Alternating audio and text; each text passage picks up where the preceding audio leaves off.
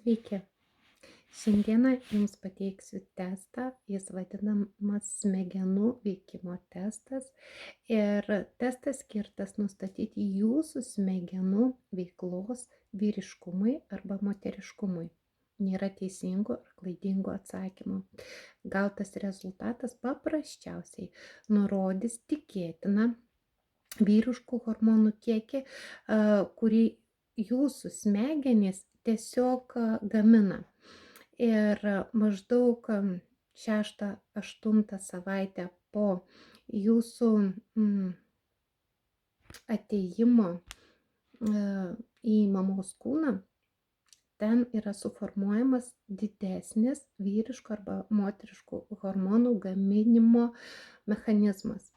Ir tai gali atsispindėti per jums patinkančias vertybės, per elgseną, per stilių, orientaciją ir pasirinkimus. Ir jeigu mes žinome, kas su mumis yra ir ką mes darome, tada mums daug paprasčiau, daug lengviau gyventi ir kurti savo realybę. Taigi, atveskite teisingus atsakymus į kiekvieną klausimą, tiesiog savo pasižymėkite A, B arba C ir gale pateiksiu atsakymus, kurie būtent pasakys, ko daugiau turite. Taigi, pirmas. Žiūrite į žemėlapį ar gatvių planą. A. Jums būna sunku, todėl dažnai prašote pagalbos. B. Apsukate planą taip, kad jis sutaptų su kryptimi, kurią jūs judate. C. Lengvai suprantate žemėlapius ir planus. Atveskite tiesiog pasižymėkite tą atsakymą, kuris jums atrodo tinkamiausias pagal jūs. Gaminate sudėtingą patiekalą, groja radijas ir telefonu paskambina draugas arba draugė. Ką jūs darote? A. Neliečiate radijo ir toliau gaminate valgį, kalbėdami telefonu. B. Išjungiate radiją, kalbate ir gaminate toliau. C. Pasakote draugui, kad perskambinsite, kai tik galėsite, pabaigsite gaminti maistą. Pasižymėkite, kuris atsakymas jums labiau tinka. Trečias. Draugai ruošiasi jūs aplankyti ir klausia, kaip surasti jūsų naujuosius namus. Kaip jūs reaguojate? A. Nubraižote planą, aiškiai pažymite kryptis ir nusiunčiate draugams arba kam kitam liepiate jiems paaiškinti, kaip jūs atrasti. B. Paklausite, kokius orientyrus jie žino ir paskui mėginate paaiškinti, kaip atvykti. C. Žodžiu paaiškinate, kaip vykti, važiuokite M3 iki tam tikro posūkio, sukite į šalį, paskui į kairę iki antro šviesoforo ir trečiam šviesofore pasukus į dešinę bus mūsų namai. Kuris jums variantas tinka? Ketvirtas. Aiškindami idėją ar sprendimą, jūs dažniausiai A. Naudojatės pieštuku ir popieriumi gestikuliuojate. B. Aiškinate žodžius naudodamisi kūno kalbą ir gestus. C. Aiškinate žodžius trumpai ir aiškiai, labai konkrečiai. Penktas. Grįžę namo iš puikaus kino filmų jūs mėgstate. A. Įsivaizduoti scenas iš kino filmo. B. Aptarinėti filmo scenas ir dialogus. C. Dažniausiai cituojate filmo tekstus. Šeštas. Kino teatre jūs paprastai mėgstate sėdėti. A. Dešinėje pusėje. B. Bet kur. C. Kairėje pusėje. Septintas. Draugo mechaninis prietaisas sugedo. Ką jūs darote? A. Užjaučiate ir kartu aptarinėjate, ką daryti. B. Rekomenduojate patikimą meistrą. C. Išsiaiškinate, kaip prietaisas veikia ir mėginate jį pataisyti. 8.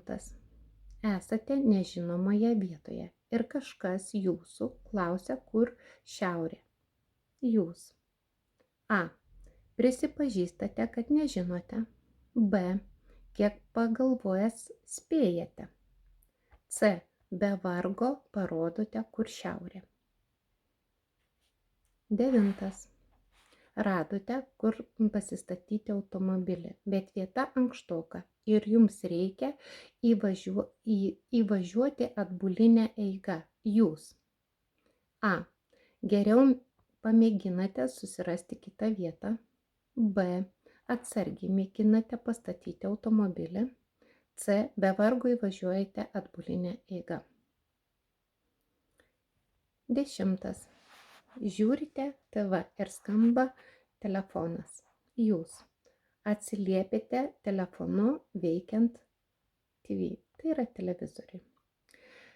Pritildote TV ir tada tik atsiliepėte. C. Išjungiate TV, paprašote aplinkinių patylėti ir tada atsiliepėte. 11.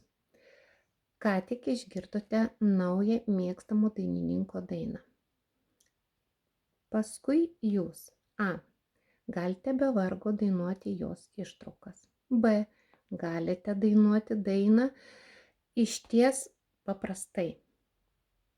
C. Sunkiai atsimenate, kaip daina skambėjo, bet galite atkartoti kai kuriuos jos žodžius. 12. Padarinius geriausiai numatote. A. Intuityviai. B. Sprendimą grįsdami visą prieinamą informaciją ir jausdami instinktyviai. C. Remiatės faktais ir statistika. 13. Kažkas nukišo raktus. Jūs.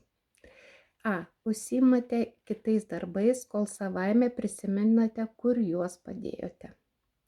B. Užsiimate kitais darbais, bet nuolat stengiatės prisiminti, kurgi jūs juos padėjote. Mintyse atkūrinėjate savo veiksmus, kol prisimenate, kur palikote raktus. 14.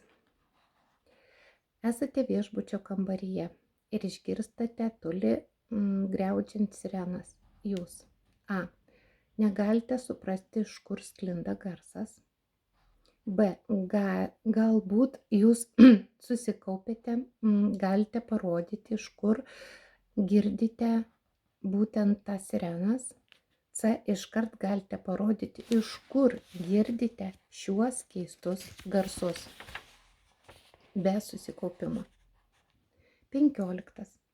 Ateinate į vakarėlį ir esate supažindinamas su 7 ar 8 žmonėmis rytojaus dieną jūs.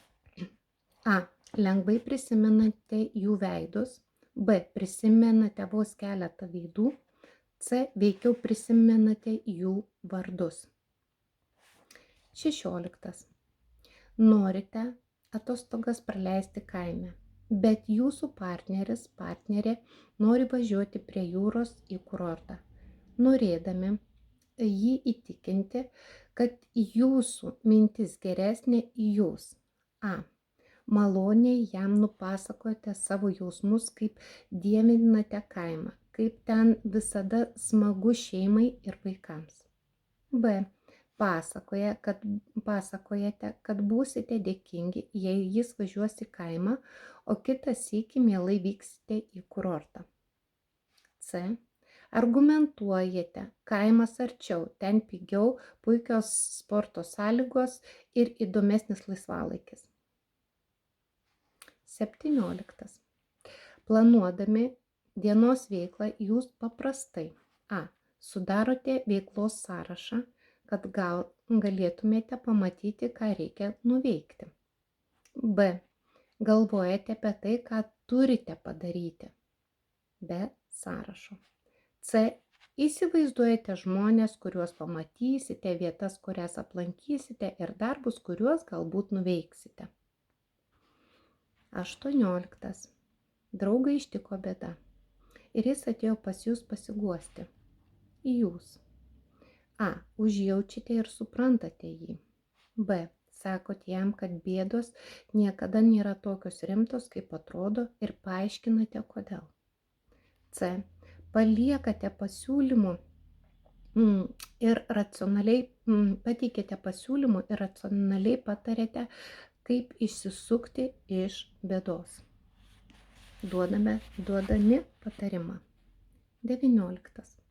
Du bičiuliai turintys savas šeimas užmezga slaptą romaną. Tiek moteris, tiek vyras.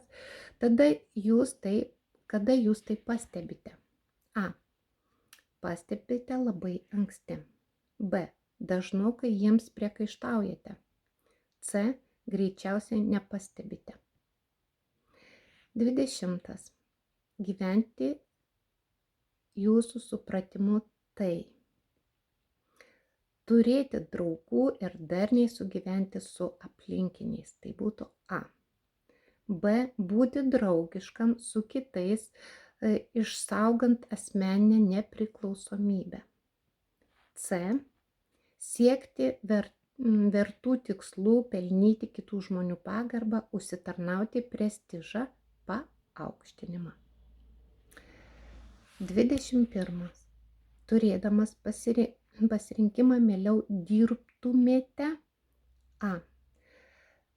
Sugyvenančių žmonių kolektyve. B. Netoli kitų, bet išsaugotumėte asmeninę erdvę. C. 1. 22. Mėgstate skaityti. A. Romanus ir grožinę literatūrą. B. Žurnalus ir laikraščius. C.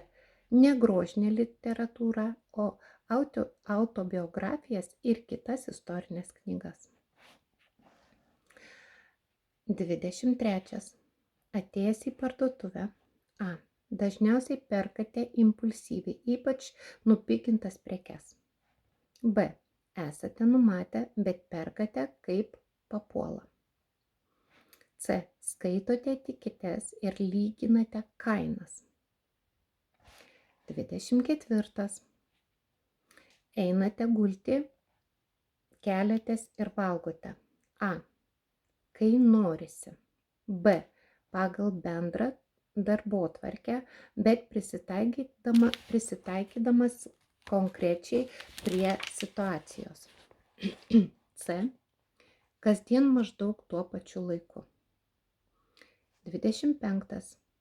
Pereita į kitą darbą. Sutikote daug naujų darbuotojų, įvairių žmonių, vienas jų skambina jums telefonu į namus, o jūs A. Lengvai atpažįstate jo balsą. B. Dažnai atpažįstate. C. Sunkiai atpažįstate. 26. Kas jūs labiau liūdina su tuo, kuo nors ginčijantis? A. Pašnekovo tylėjimas ir ignoravimas. B. Kai pašnekovas nesupranta jūsų požiūrio. C. Pašnekovo tiriantis ar ginčiantis klausimai ir pastabos, kada jūsų kažko klausia ir ištisai oponuoja. 27. Kaip jums mokykloje sekėsi rašyti diktantus ir rašinėlius? A. Abu dalykai sekėsi gana gerai. B. Vienas dalykas sekėsi puikiai, bet kitas ne. C. Nekaip sekėsi abu. 28. Atėję į šokių pamoką jūs. A. Pajuntate muziką, kai išmokstate žingsnelius. B. Vienus pratimus ar šokius išmokstate lengvai, kiti sekasi sunkiai. C. Sunkiai pataikote į ritmą. 29. Kaip jums sekasi atpažinti ir pamėgdžioti gyvūnų balsus? A. Nelabai gerai. B. Pakenčiamai. C. Labai gerai. 30. Po ilgos dienos vakare jums paprastai norisi a. Pakalbėti su draugais ar šeimos nariais apie dienos įvykius. B. Pasiklausyti, kaip sekėsi kitiems. C. Paskaityti laikraštį, pažiūrėti televiziją, bet nesišnekėti. Štai ir atsakymai į visus 30 klausimų. Kaipgi susiskaičiuoti taškus? Iš pradžių sudėkite, kiek yra A, kiek B ir kiek C atsakymų. Paskui pasinaudokite žemiau, dabar pasakysiu, lentelę. Taigi vyrams. Pirmiausia vyrams. A atsakymų skaičius dauginasi iš 10 taškų. Reiškia, suskaičiavom 5 vyrai. 5 A dauginam iš 10, tai bus 50 taškų. B atsakymų skaičius vyrams dauginasi iš 5 taškų. C atsakymų vyrams skaičius dauginasi iš -5 taškų vyrams. Ir iš viso suvedame rezultatą. Moterims A atsakymų skaičius dauginasi iš 15 taškų. B atsakymų skaičius dauginasi iš 5 taškų. C atsakymų skaičius dauginasi iš -5 taškų. Suvedame rezultatą.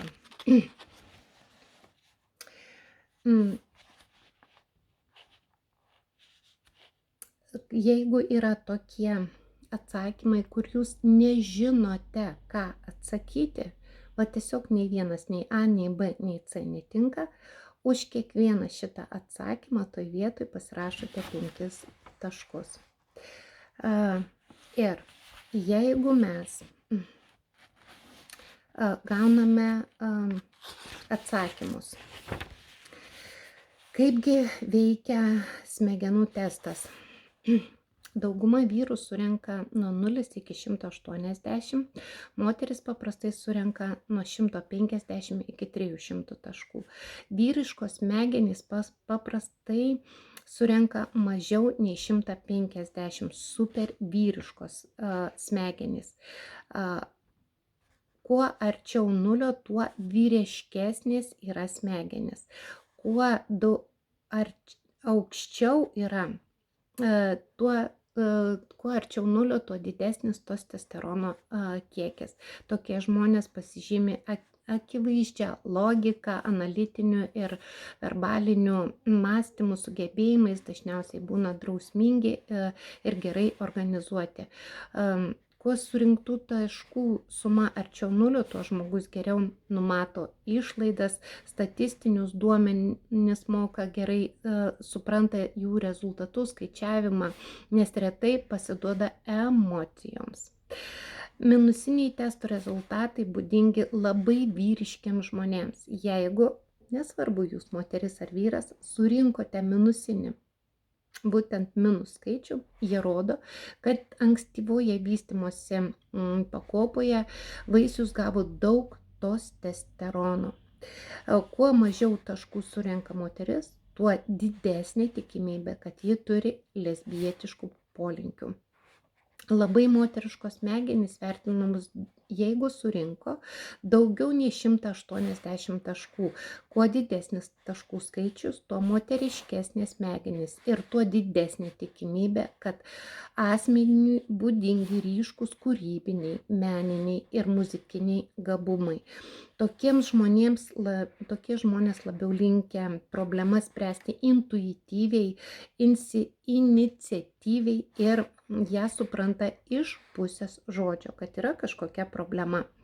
Be to, jie puikiai sprendžia problemas pasitelkdami kūrybiškumą ir savo vidinės įžvalgas. Kuo daugiau taškų virš 180 surenka vyras, tuo didesnė tikimybė, kad jis yra gėjaus pakraipų.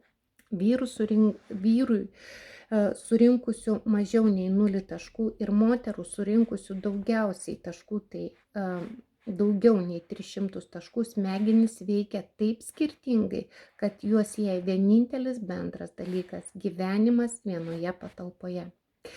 Ir va čia taškų suma tarp 150 ir 180 rodo abiejų lyčių mąstymo panašumą. Todėl šį testą rekomenduočiau pasidaryti tiek vyrams, tiek moteriams ir pastebėti, kiek jūs visgi skiriatės, o kiek jūs esat panašus. Ir kuo toliau vien taškų skaičius į minusą arba į 330, tuo gali būti -40, net -50 ir gali būti 330, tuo mes esame skirtingesni. Ir kuo arčiau šie taškai, tuo mes esame panašesni. Nes vieni protaujam tada grinai vyriškai, o kiti grinai moteriškai. Tai štai jums nuostabus testas, kurį jūs pasidarę, suprasite, kad būtent jūs, kaip sako, užnešiojo mama. Ir nekaltinki mamų. Tiesiog tuo metu pas ją buvo daug testosterono arba visiškai mažai. Tai su jumis Eligija ir skaičių magija. Štai skaičiai kitaip.